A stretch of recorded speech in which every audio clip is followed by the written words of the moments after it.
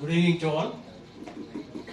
Shri Vinayak Chatterjee, Vice President Sandeep, Past President Ramesh Patil, members of our chamber, invitees, ladies and gentlemen.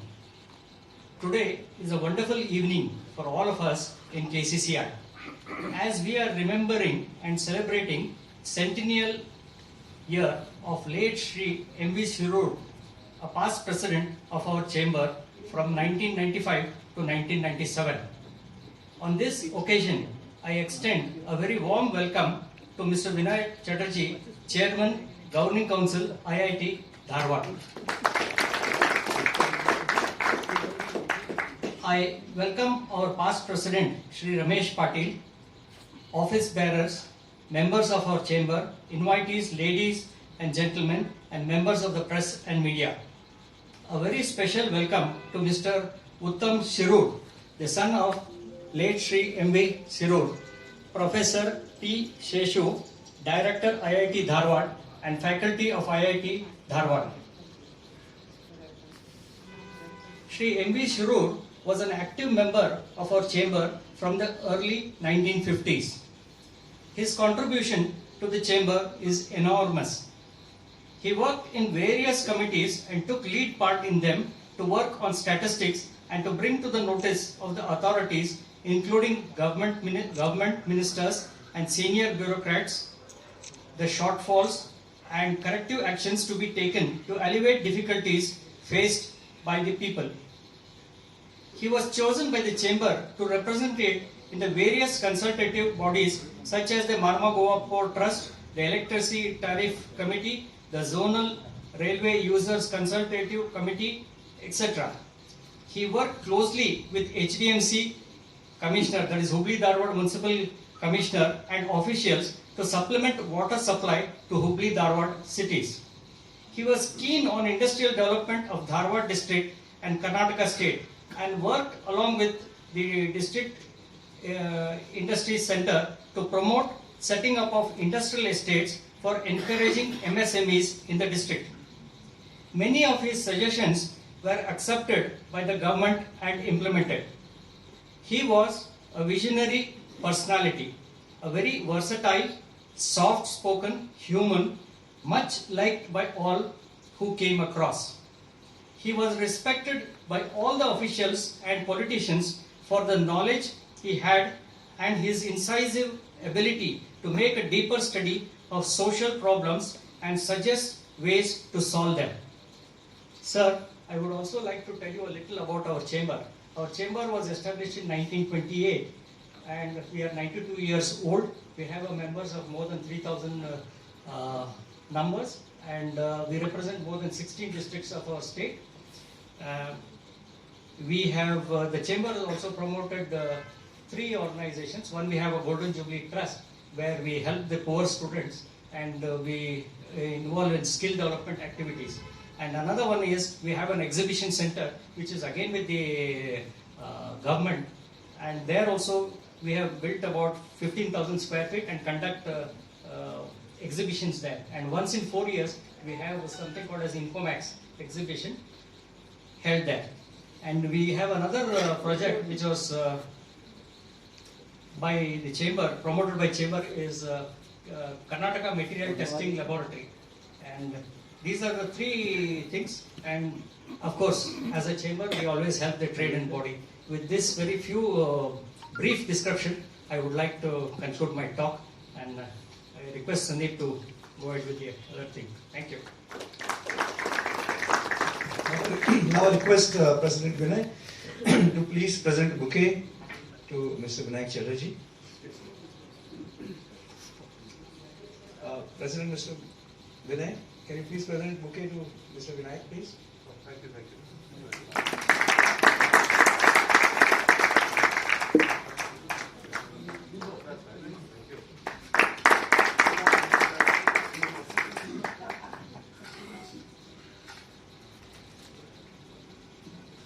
Now I request Past President Mr. Ramesh Patil to please present a bouquet to Dr. Sessions, Director IIT Dharwad.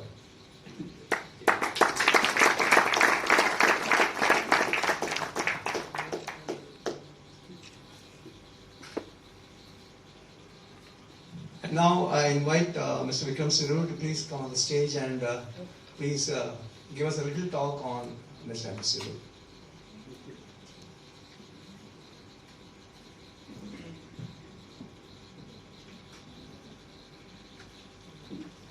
Thank you, Sandeep. You said a little talk, I think I'll give a little longer talk. Better. Because for Mr. M.V. Sirur, no amount of description about what he did for Hubbali, Dharwad, Karnataka and to the nation is enormous, and it would definitely take a lot of time.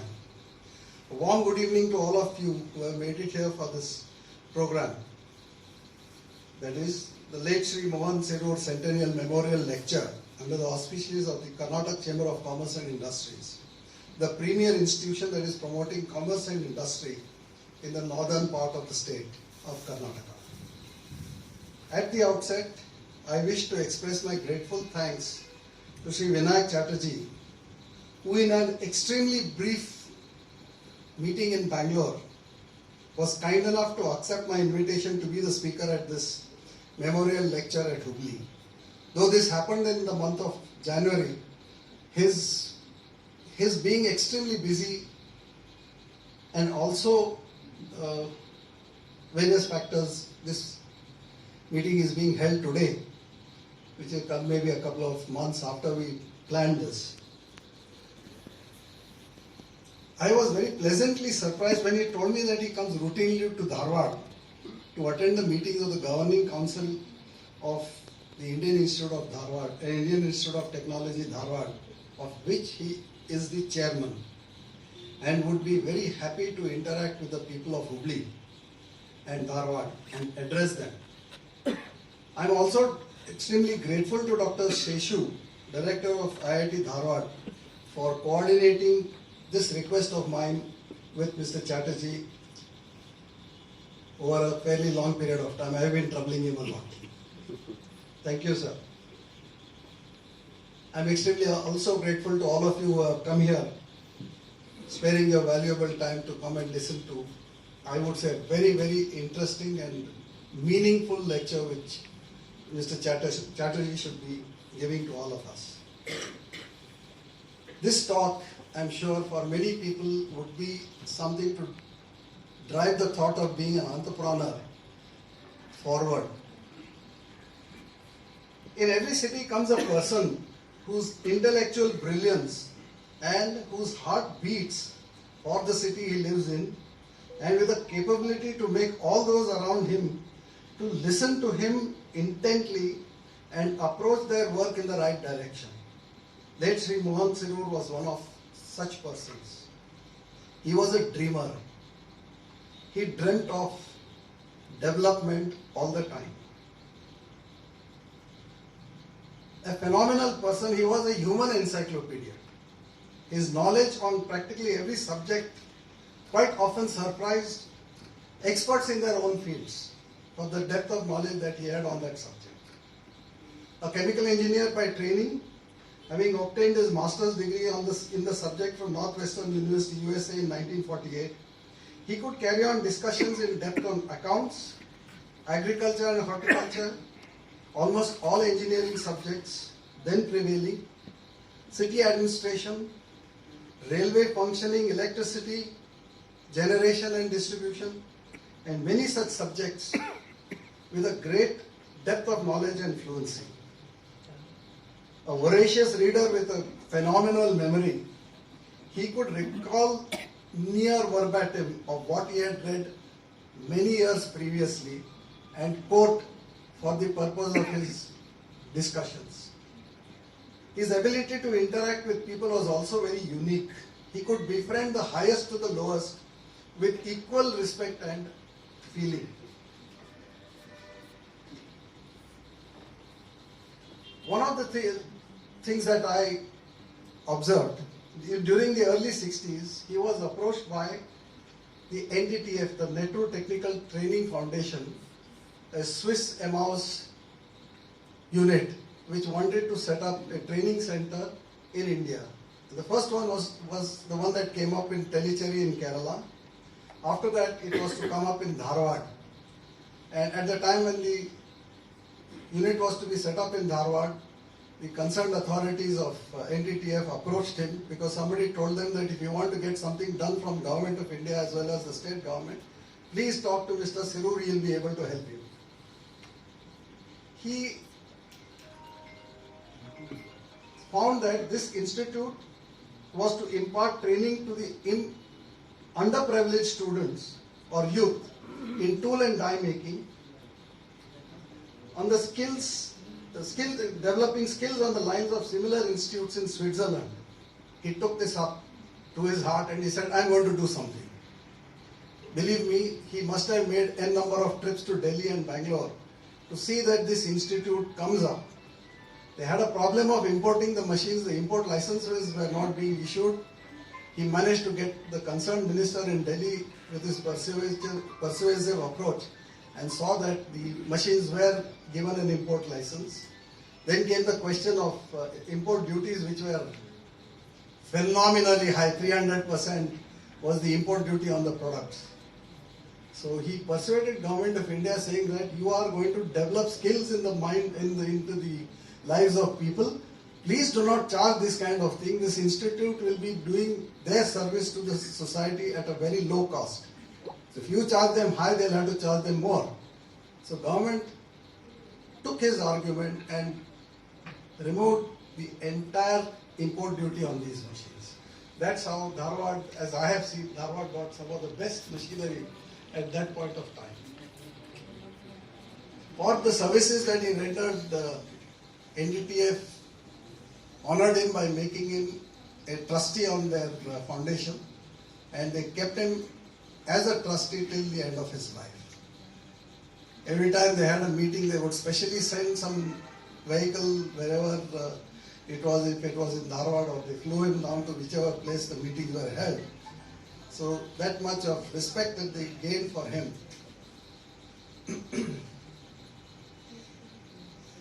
When I was very young, along with his son, my uncle used to take me to various areas of action.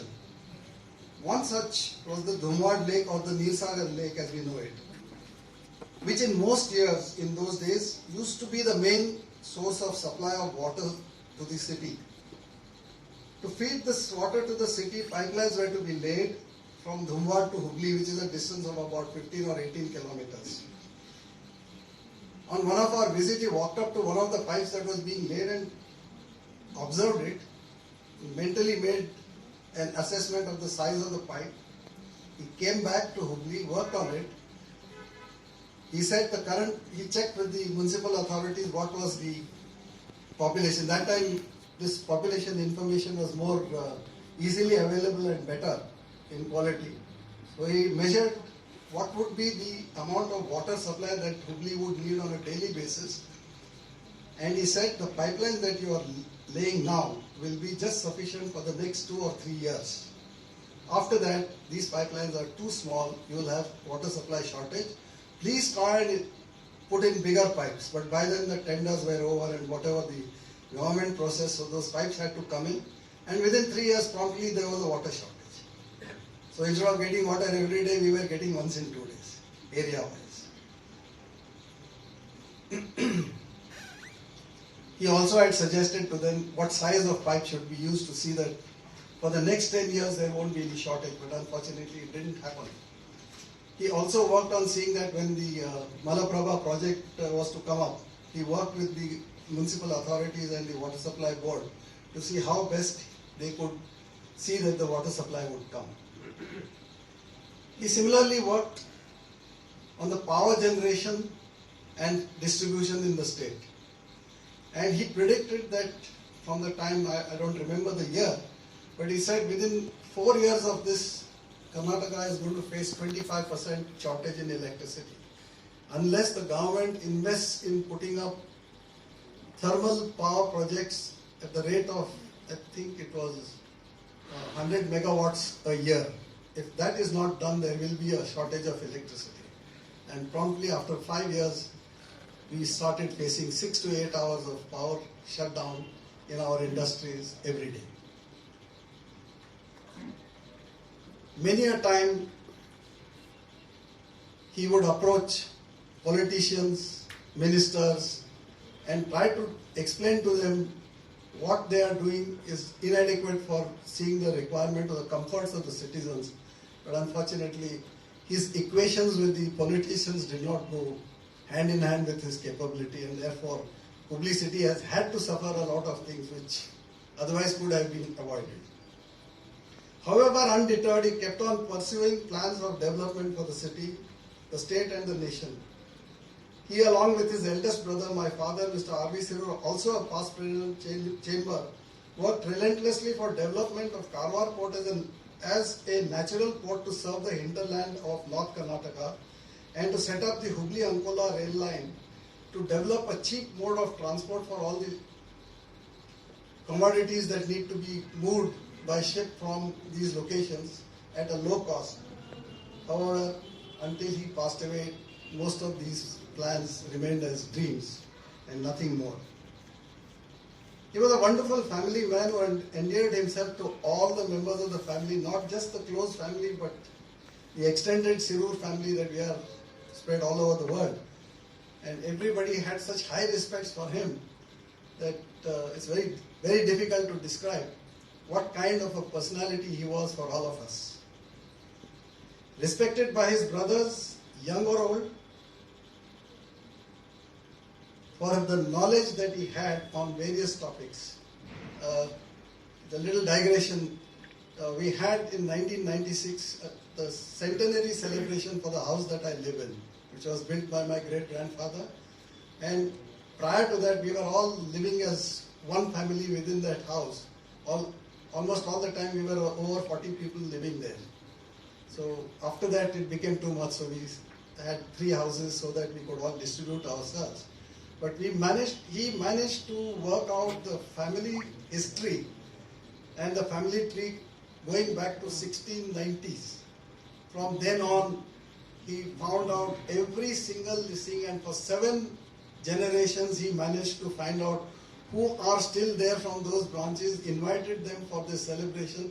We were 400 people that came from all over the world. This was the kind of what should I say, the love that he had for the family. I do not wish to take any more of Mr. Chatterjee's time because he is going to give us much more interesting topics to listen to. And it's just that being his centenary year, I thought that I should give a little eulogy about Mr. Mohan Sirur for the benefit of all of you who have come here. Thank you so much.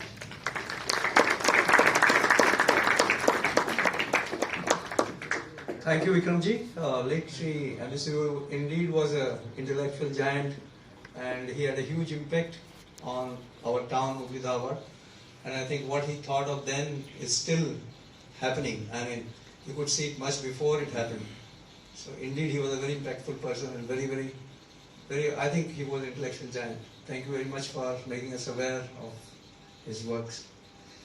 Now, friends, it's my pleasant task to introduce to you today's chief guest, Mr. Vinayak Chatterjee. He was born in 1959 and he graduated in economics honors from St. Stephen's College, New Delhi in 1979. He did his MBA from Indian Institute of Management, Ahmedabad in 81, and he then co-founded Feedback Infra in 1990. Feedback Infra is India's leading provider of professional and technical services in the infrastructure sector. These services include advisory, planning and engineering, project management and operations, and maintenance. The group companies include Feedback Energy Distribution Company Limited, Feedback Highway OMT Private Limited, Feedback Power Operations and Maintenance Private Limited, and Dubai Consultants.